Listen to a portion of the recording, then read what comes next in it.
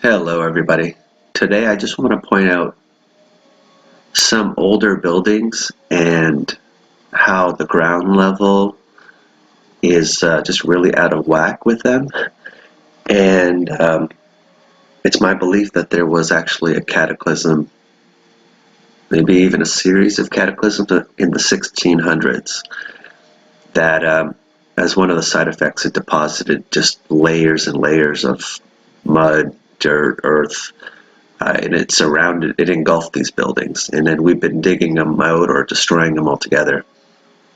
So I just wanted to point out, this is the old Boston State House, and as you can see, there's probably a whole other floor here, but it's underneath the ground, and you can see here these windows getting tinier and tinier, and you have an entrance going into the second floor. And this is pretty common with these buildings that we're going to be looking at, but I don't think this building was designed like this.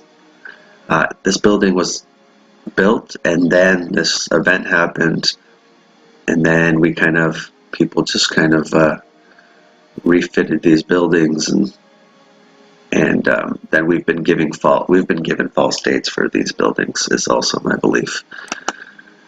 This is a good example right here. So this is an older building in Finland, and if you take a look at this side of the building, you can see there are 3 floors at least. So here we go, we have the same patterns, and if you look on the other side of the building, you've got the first floor, you have the second floor, and this whole third floor is covered by earth. So I think this is good evidence that this building, it was built prior to whatever event happened, and then this cataclysm happened, and it covered, it basically engulfed portions of this building. And I would speculate that this entrance here, the actual entrance to this building is probably a lot lower, but this is just another example how that they put an entrance to a higher level in the building. But I hope you could at least see that, and you're going to see this pattern happen a lot. So let's take a look at some of these other buildings. Halifax Academy, we're told it was built in 1877, and again, you have what appears to be 1 floor, 2 floor. I'm going to guess there's at least a 3rd floor here, and you can see the slope here, and if you look at the front of the building, 1st floor, 2nd floor, and there's no 3rd floor, and you can see these windows here are blocked off, and again you have stairway going to the 2nd floor. And let's see what else we can find here. I'm just jumping around. Colorado, again, 3rd floor, buried, windows buried, there's no 3rd floor, there's a door that is literally on the 2nd floor. This is a good example because this is in Australia. It's a old Masonic hotel, 1900. Here you can see that these windows just, you wouldn't build it like this. You don't, trailing windows off into the ground. And you can see there are probably windows here too. What I like about this building is it also showcases this, I like to call them free energy antennas. I don't think these were for flags or for lightning.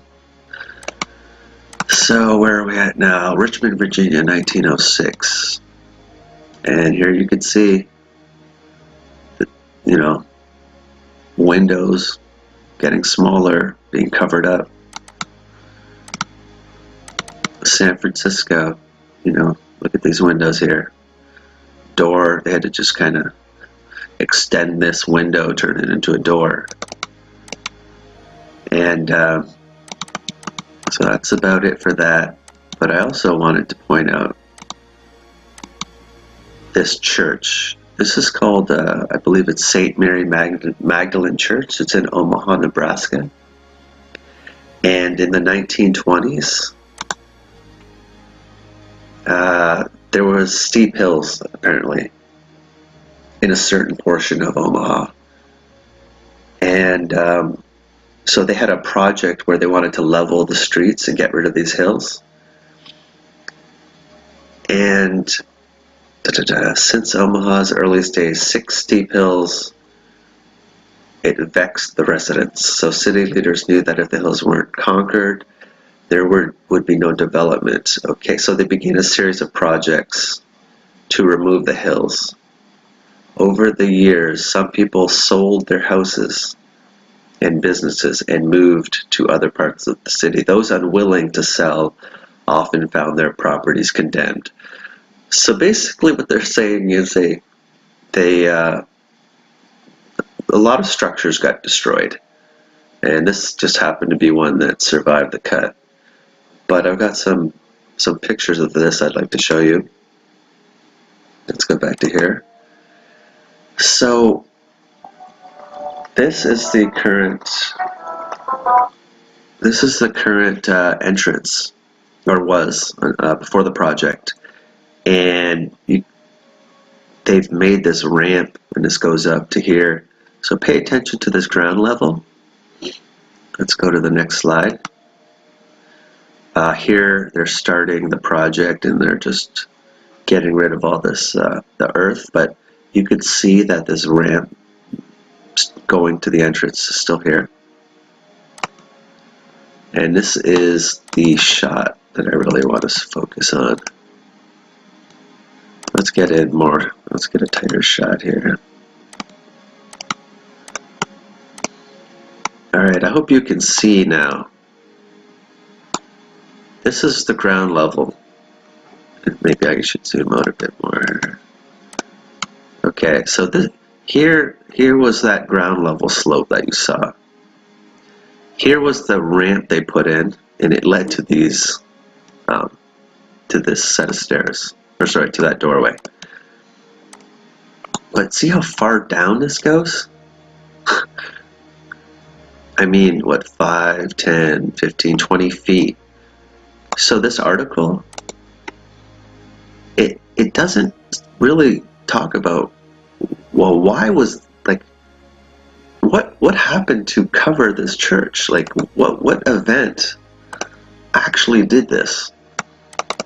So I think this is a really good example, because you can see here was the ground level, and then you can see it. And so this building, this church, cathedral, it was around. It wasn't built in the dirt, in the mud, and then some event happened, and I think you can see it.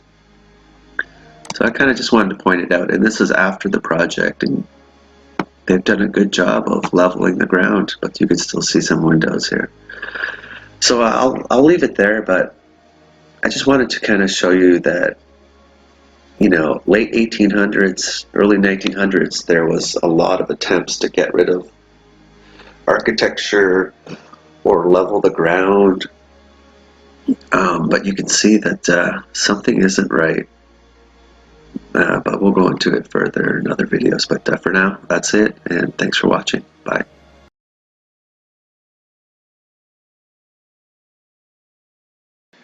Hello, everybody. I'm back here for another video, and I'm calling this video Mud Flood Number 2, Dirt Roads, and Fifth Avenue Mansions. So when I was kind of doing some research for one of my videos about a church in Omaha, Nebraska, that appeared to have showed signs of the mud flood, I found another slide where this building was, it's completely encased in mud as well. And this street is, you know, when you look at these mud flood buildings, typically the streets themselves are mud. in the late 1800s, early 1900s. And I mean, look at this right here, all this earth. It goes right up to the roof, basically, of this building. But this kind of just, I've heard other researchers talking about this, but I just want to do a quick video kind of reinforcing that you'll usually see these two things together, which makes sense. So there's a pretty cool little image here. In Vicksburg, Mississippi, 1906, the Carroll Hotel. So if you take a look at this building, it's got this, this certain type of architecture, and you can see here that the stairways going up to possibly the second floor. I don't know, there might actually be another 2 floors below, but it's going up, and you can see all these windows are just trailing off. But you can see, yeah, the roads are completely, they're just in horrible shape, but they do have tracks laid down. And but yeah, the building itself, of course, you got the antenna there. But yeah, I mean, it's a beautiful building, and they should be capable of throwing down some brick, but for the roads. But you could tell that this event happened, and they're still recovering, basically. So I think that one's a pretty good example right there. And another example here I'd like to show you is there was an industrial exposition in Milwaukee in 1881, I believe. It opened in 1881. So you have this beautiful structure here, and unfortunately this isn't an HD photo, but you have all the antenna. And excuse me. What stuck out to me was these windows here.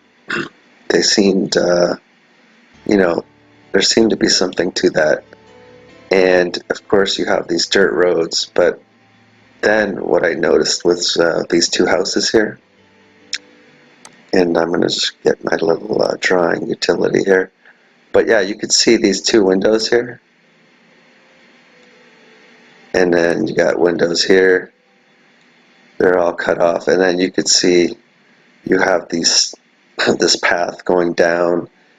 And they made an entrance here to the second floor of this house.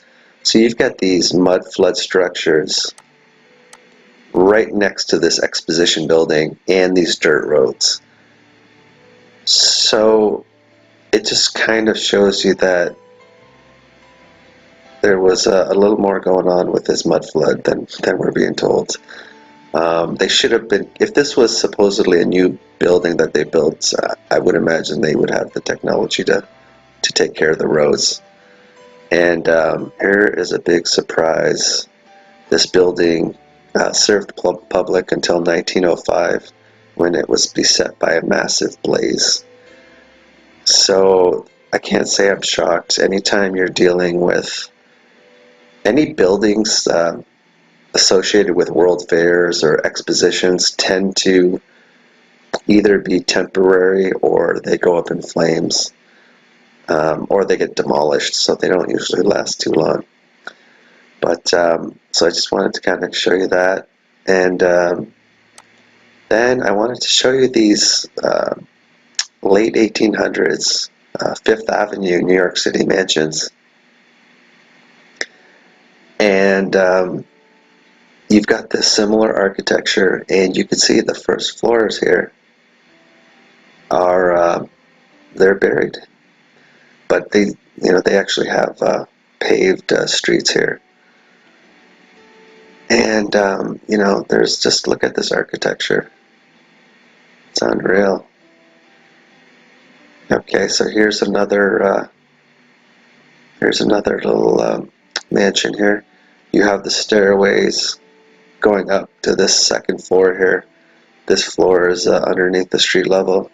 and you could see these antennas all over there. They're faded out, but again, you have another Vanderbilt's. Okay, you have another mansion, and again, the stairs going up to this level, and there's a whole level that's buried.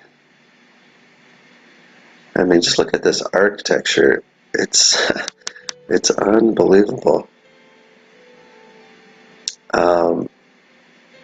You can't quite tell here, but there's a couple more examples I want to show you. But just you know, once you start seeing all these towers, it's just you see them pop up everywhere. What else do we got here? Okay, this is a good example. Photos from 1891. Perfect example here. Stairs going up to this level, and you have this whole level buried. And again, stairs going up to this level. This entire level is buried, or sorry, this entire floor. Sorry, this entire floor is buried. So I think that's about it. But so even, you know, it's everywhere at this point.